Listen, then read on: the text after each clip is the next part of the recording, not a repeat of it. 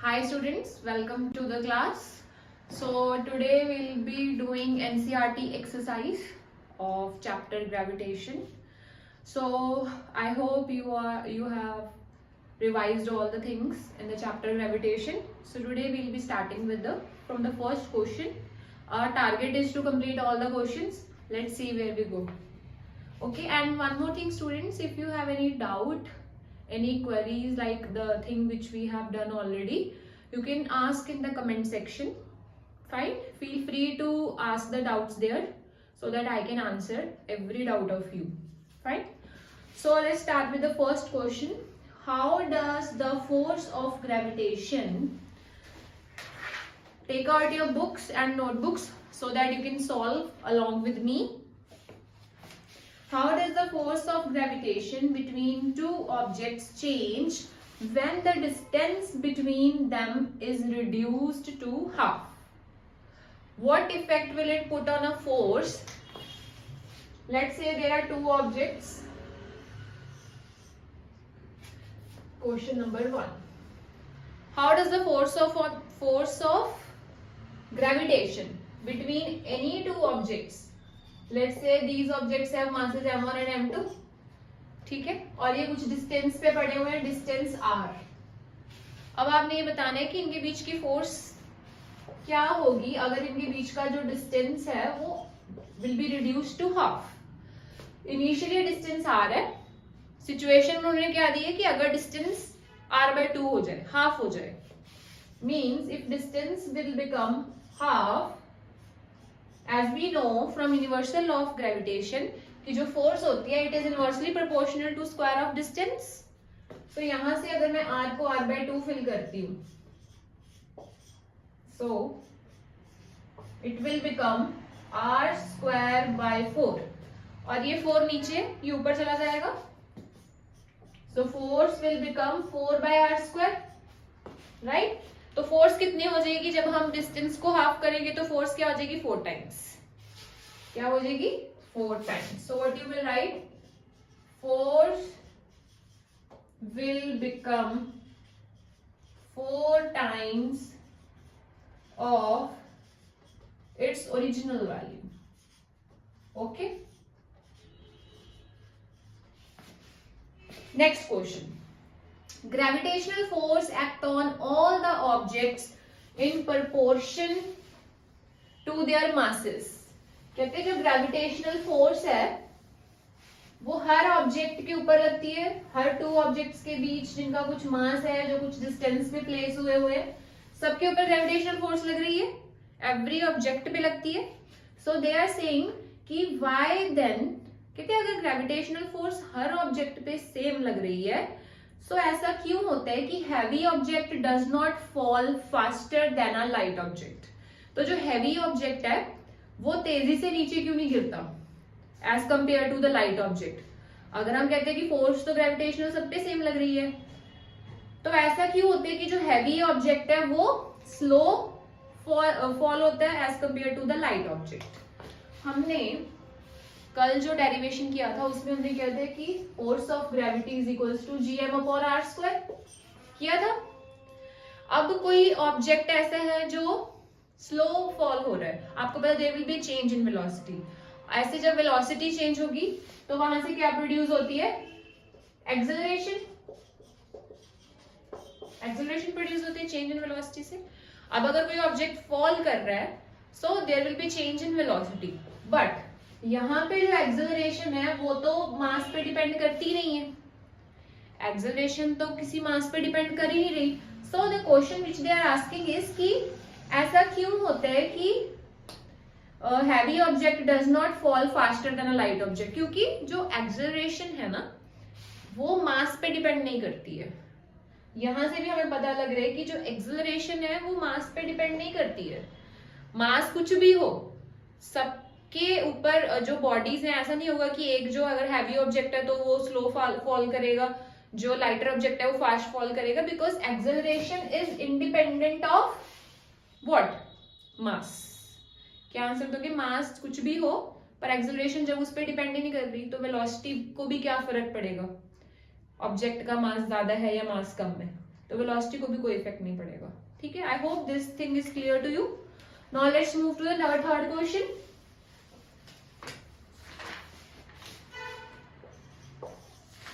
Third question is, what is the magnitude of the gravitational force between the earth, एक अर्थ है और एक 1 kg object on its surface.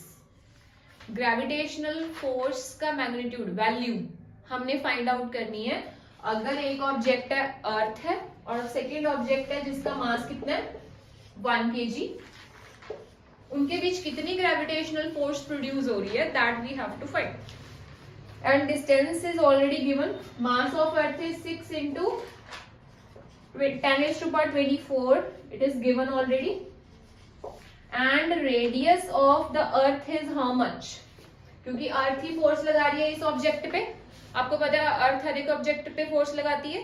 सो यहाँ पे radius of earth is 6.4 into 10⁻6 metre. ये मैंने आपको वैल्यूज कल भी बताई थी, जो हमने इससे प्रीवियस फ्री फॉल वाला डेरिवेशन किया था, तो उसमें मैंने आपको बताई थी कि मास ऑफ अर्थ क्या होता है, डिस्टेंस ऑफ अर्थ क्या होता है ना, जो भी ऑब्जेक्ट से जो अर्थ का डिस्टेंस है वो क्या होगा।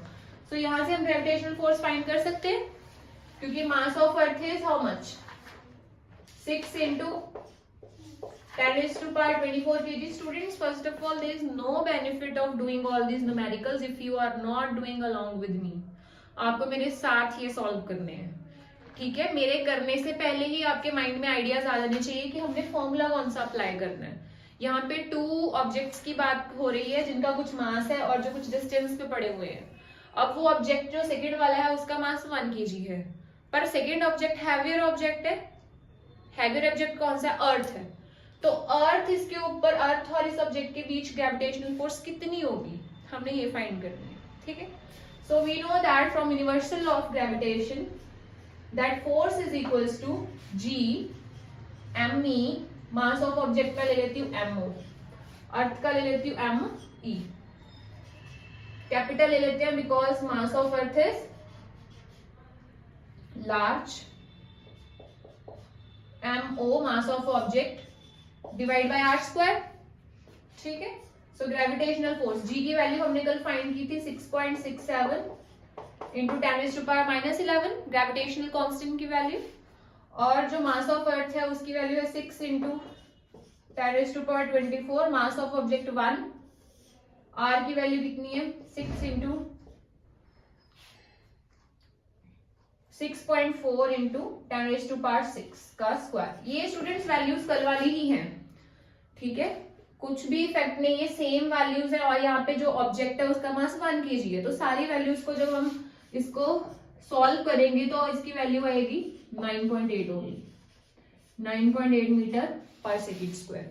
जो फोर्स अर्थ इस ऑब्जेक्ट पे लगा रही है that is called force of gravity, और फोर्स ऑफ ग्रेविटी की वैल्यू कितनी आएगी यहाँ से 9.8 मीटर पर सेकेंड स्क्वायर। आप सॉल्व करके भी जब देख लोगे इसको, क्योंकि कल वाला बिल्कुल एज इट इज सेम है जिसमें हमने वैल्यू ऑफ G फाइंड की थी, तो this is the same thing.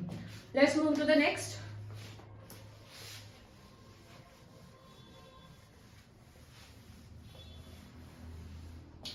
हाँ जी, नेक्स्ट न्यूमेरिकल है the earth and the moon are attracted to each other. Question number 4th, The earth and moon are attracted to each other by gravitational force.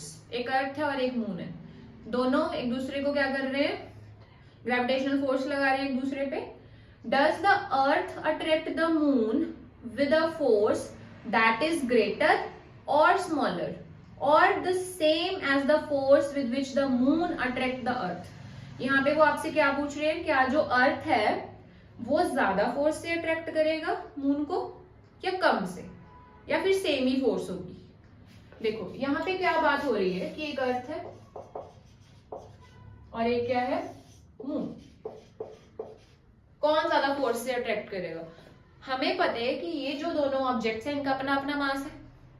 Secondly इनके बीच जो forces लग रही है वो mutual लग रही है, जितना अर्थ मून पे फोर्स लगाएगा उतना ही मून अर्थ पे लगाएगा।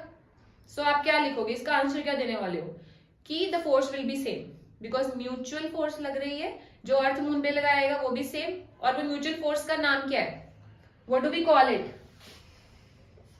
हमने न्यूटन का एक लॉ है, universal law of gravitation, I hope you remember it. उससे हमने ये सीखा था कि दो ऑब्जेक्ट्स के बीच जो फोर्सेस लगती हैं वो म्यूचुअल लगती हैं। जो एक ऑब्जेक्ट इस पे लगाएगा उतनी ही फोर्स ये भी लगाएगा।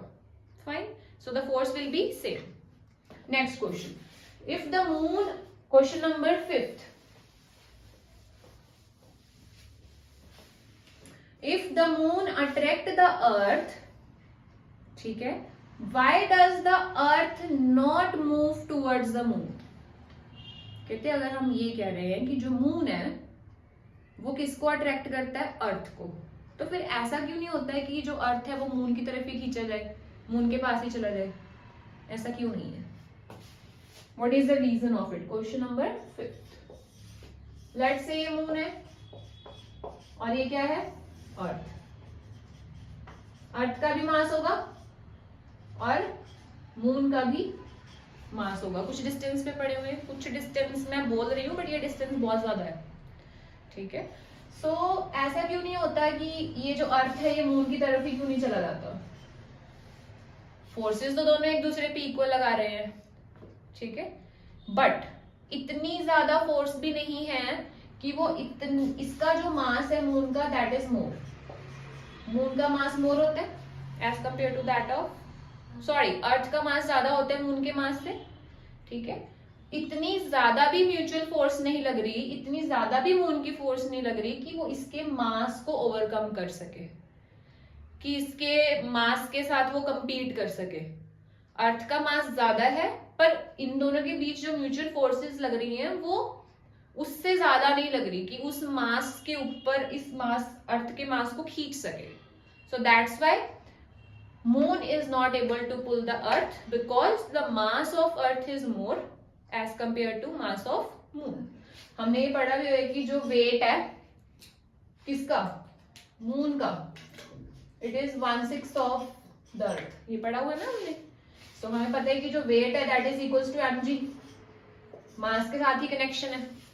सो मास ऑब्वियसली जो अर्थ है उसका ज्यादा होगा, इतना ज्यादा होगा कि फोर्सेस भी कुछ नहीं कर पाएंगी और मून भी उसको अपनी तरफ अट्रैक्ट नहीं कर पाएगा, ठीक है।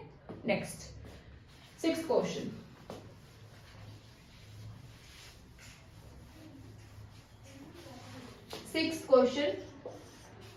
what happens to the force between two objects if the mass of one object is doubled? Students आपको बस एक चीज माइंड में रखनी है कि जो फोर्स होती है, दो ऑब्जेक्ट्स की बात हो रही है, मास होगा उनका, कुछ डिस्टेंस पे पड़े होंगे, तो फोर्स मास के क्या होती है, डायरेक्टली प्रोपोर्शनल। क्या होती है? Directly proportional. और डिस्टेंस के स्क्वायर के इनवर्सली प्रोपोर्शनल होती है। तो आपको 6th क्वेश्चन का जो ए पार्ट है उसमें ये पूछा गया है, you have to do along with me students, keep this thing in your mind. So ये बोल रहे हैं कि क्या होगा फोर्स को if mass of one object is doubled. एक ऑब्जेक्ट का मास, मतलब पहले उसका मास m1 था, अब उसका मास क्या हो गया है, डबल कर दिया, तो फोर्स को क्या होगा, फोर्स को क्या इफेक्ट पड़ेगा अगर मास डबल हो गया? हमें पता है कि force is directly proportional to m1 m2। अब एक ऑब्जेक्ट का मास क्या हो गया, ट्वाइस हो गया, so what will be the force, 2m1, ये m2, ये तो थी ही पहले से ही, अब फोर्स क्या हो चुकी है, डबल हो चुकी है, ठीक है। Force will also become twice, so what you will write, force will become twice of its original value। Got it? ठीक है। Next, the distance between the object is doubled and tripled। B part में वो पूछ रहे हैं कि अगर अब इस केस में डिस्टेंस क्या हो गया है, एक बार डबल हो गया है और एक बार क्या हो गया है, ट्रिपल, तो फोर्स को क्या इफेक्ट पड़ेगा? हमें पता है कि force is inversely proportional to square of distance. एक बार तो डबल हो गया, जब डबल होगा तो 2r फिल करेंगे हम, तो फोर्स क्या हो जाएगी, 2 2 4 r²। फोर्स क्या हो गई है हमें पता चल रहा है, it will decreases to 1/4 of its original value. कितनी डिक्रीज हो जाएगी फोर्स? 1/4. अगर डिस्टेंस क्या होगा? डबल. और अगर ट्रिपल होगा so what will happen? Triple के केस में क्या हो जाएगा? ट्रिपल में आर की जगह हम अब क्या पुट करने वाले हैं? 3r का square. So force will become equals to 3 3 9 r square. फोर्स क्या हो जाएगी? Will decrease to 1/9th time of its original value. So this is the case. अब आपका 6 क्वेश्चन के बाद आता है 6 क्वेश्चन का third part. If the mass of both objects are doubled. अब दोनों ऑब्जेक्ट का मास क्या हो चुका है? डबल्ड. सी पार्ट में मतलब मास फर्स्ट का तो ट्वाइस था ही, अब सेकंड का भी क्या हो चुका है? डबल हो चुका है. So just put the values over here. m1 की वैल्यू क्या आ जाएगी? 2m1. m2 की वैल्यू क्या आ जाएगी? 2m2. सो ये क्या बन जाएगा? 2 2 4 m1 m2. ठीक है. तो यहाँ पे हम देख रहे हैं कि पहले तो डायरेक्टली प्रोपोर्शनल थी m1 m2 के, अब क्या हो गया? 4 टाइम्स हो चुकी है. Force will become 4 times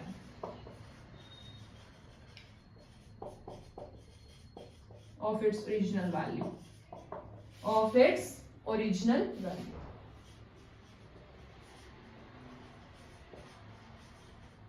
I hope this is clear to you students. ऐसे टाइप के क्वेश्चंस आ जाते हैं. आपको बस ध्यान में क्या रखना है कि स्टेटमेंट में क्या पूछा गया है और आपने कैसे इक्वेट करनी है वैल्यू. ठीक है. So then it will be very easy for you. And firstly you should remember the derivation, the result of the derivations. Derivation तो 2-3 ही है इस चैप्टर में. यूनिवर्सल ऑफ ग्रेविटेशन का है, फोर्स ऑफ ग्रेविटी का है. तो आई थिंक वैसे ही काफी सारे टॉपिक्स तो कट चुके हैं, जैसे आर्किमिडीज प्रिंसिपल हो गया, थ्रस्ट और ये सब टॉपिक्स तो कट हो चुके हैं. सो 3-4 टॉपिक्स है which you should know. 7th question. Yes. What is the importance of universal law of gravitation? ये तो मुझे आप भी बता सकते हो, बट क्योंकि हमारी क्लास लाइव नहीं है, नहीं तो बहुत सारे आंसर्स आ रहे होते हैं अभी, है ना. So what is the importance of universal law of gravitation? क्या इंपॉर्टेंस है, क्या है इसकी एप्लीकेशन है, इसमें आप क्या बताओगे? It help in keeping all the planets together, not together, bind all the planets towards the sun. जो प्लैनेट्स रिवॉल्व कर रहे हैं, प्लैनेट्स की जो रेवोल्यूशन पॉसिबल हो पा रही है, रोटेशन पॉसिबल हो पा रही है, it is because of the force of gravitation. It help in the formation of tides, है ना, टाइड्स इन द सीज और oceans, because there is a gravitational force acted by moon. It is also responsible for what? Solar and lunar eclipse. It help in the formation of solar and lunar eclipse. और बताओ. It helps us to stand on the ground. We are able to stand rigid on the ground because of gravitational force. So बहुत सारी ऐसी examples हैं जो मुझे दे सकते हो. जैसे अब आपको पता है बारिश आती है, बारिश कभी ऊपर तो नहीं जाती, नीचे ही आती है सरफेस की तरफ. और जो वाटर है ओशन में, सीज में, पानी भी जो बना हुआ है, पानी जो मेंटेन हो रहा है वाटर बॉडीज में, वो भी ग्रेविटेशनल फोर्स की वजह से ही मेंटेन हो रहा है. और कोई पॉइंट अगर आपको माइंड में आ रहे हो तो प्लीज कमेंट सेक्शन में बताना कि और क्या इंपॉर्टेंस है इसकी. I will be waiting for your responses. So next question. What is the acceleration of free fall? What is the acceleration of free fall? Freely कोई फॉल चीज हो रही है, फ्रीली फॉल हो रही है टुवर्ड्स द अर्थ, तो आपको पता है it will be acceleration due to gravity. And what is the value of it? 9.8 meter per second square. बस ये इतना है. 9th question. What do we call the gravitational force between the earth and object? एक अर्थ है और एक object है, उसके बीच की ग्रेविटेशनल फोर्स को हम क्या बोलेंगे? Force of gravity. क्या बोलेंगे? Force of gravity. Because earth has high mass, the mass of earth is more. So the earth is not pulling, but earth is applying forces on moon, and there is a force which is acted by moon on earth. So you will say force of gravity. 10th question देखो students जल्दी से. statement of this question is lengthy, but we will read it. Amit buys few grams of gold at the polls as per the instructions of one of his friends. He hand over the same when he meet him at the equator. Will the friend agree with the weight of gold bought? If not, why? ये question, this question is very important. आपको पता है कि poles, ये poles होते हैं और ये होता है इक्वेटर.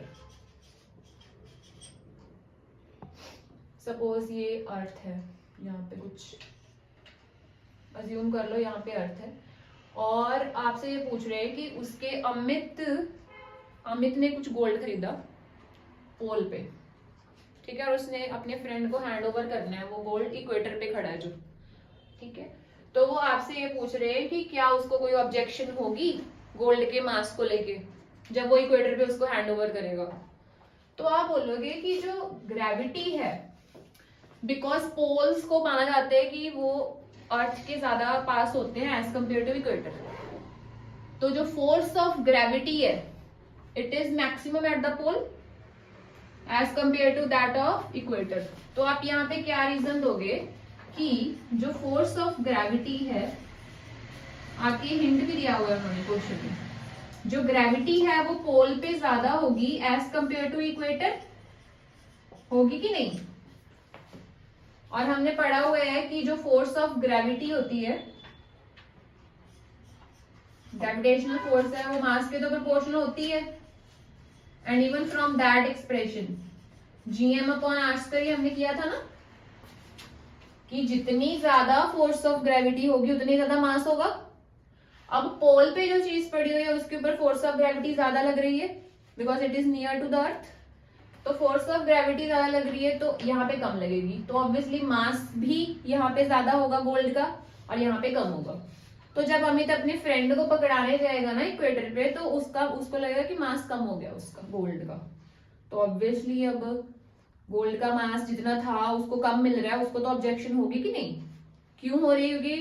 इक्वेटर पे ग्रेविटी जो है उसकी वैल्यू कम होती है as compare to poles. I hope this question is clear to you. So next question, why will a sheet of paper fall slower than one that is crumpled into a ball? Sheet of paper है एक, मान लो paper ऊपर से आ रहा है नीचे, वो आपसे क्या पूछ रहे हैं कि वो स्लोली क्यों फॉल करता है एज कम्पेयर जब उसकी बॉल बना के उसको नीचे फेंका जाए. क्या रीजन है? सोचो, दिमाग लगाओ थोड़ा. जो शीट ऑफ पेपर है उसका सरफेस एरिया ज्यादा होगा, मानते हो इस चीज को, और जो क्रम्पल्ड बॉल होगी, जो ऐसे ऐसे करके आप बॉल बना के खेलते भी हो, है ना, उसका जो सरफेस एरिया वो क्या होगा? लेस होगा. अब जो शीट ऑफ पेपर पे जो एयर की रेजिस्टेंस है, क्योंकि उसने पास तो एयर में से ही होना है, इसके ऊपर एयर की रेजिस्टेंस और हम कह सकते हैं ऑपोजिशन, जो एयर इसके ऊपर ऑपोजिशन लगाएगी वो ज्यादा होगी क्योंकि इसका सरफेस एरिया भी ज्यादा है, और इसके ऊपर एयर रेजिस्टेंस कम लगेगी. सो जिसके ऊपर एयर रेजिस्टेंस ज्यादा लग रही है वो, उसको आने में थोड़ी टाइम लगेगा ना, उसको आने में भी टाइम लगेगा बिकॉज उसके ऊपर ऑपोजिशन भी लग रही है. ये जल्दी आ जाएगी, ये फास्ट आ जाएगा because surface area of crumpled paper is less. ये स्लो आएगा because surface area is more, और एयर रेजिस्टेंस और opposition you can say is more. समझ गए बात? ये नेक्स्ट क्वेश्चन,